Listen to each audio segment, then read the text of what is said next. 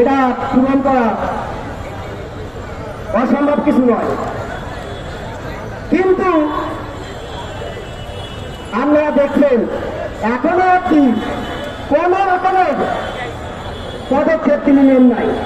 আরো দুঃখের সঙ্গে বলতে হয়, তিনি বলেছিলেন ৯-১০ তারিখে পুলিশ প্রশাসন ক্ষমতায় ছিলেন না, এখন ক্ষমতায় আসছেন এটা বলেছিলেন। আবারও বলি স্পষ্টভাবে, আমাদের উপদেষ্টা ছোট ভাই, মুম্বাই ছোট ভাই বলবো, নাইট ভাই এবং আসিফ ভাই। কিন্তু দেখেন এখনো কি পরিমাণে আমাদের উপরে অত্যাচার হচ্ছে। আমরা চট্টগ্রামের কথা বলি, গণপুরা প্রতিমা নিয়ে যাওয়ার সময় উপর থেকে গরম জল ছিটানো হয়েছে। যখন আমাদের ভাইয়েরা জানতে যায় শুধু কেন আপনারা এটা করছেন, তাদেরকে আটকে রাখা হয়, মারতে দেওয়া হয়। এটা কেন? আমাদের কি জানার অধিকার নাই? নাই কিনা আমি জানতে চাই। পাশাপাশি অনেক দুঃখের সাথে বলতে চাই, আমাদের মা বোনরা নিরাপদে নাই।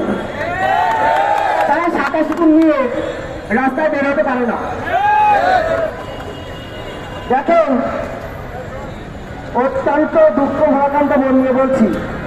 আমি প্রথমে বলবো, কোন ধর্মকে নিয়ে বাজে মন্তব্য করার ক্ষমতা কারণ নাই।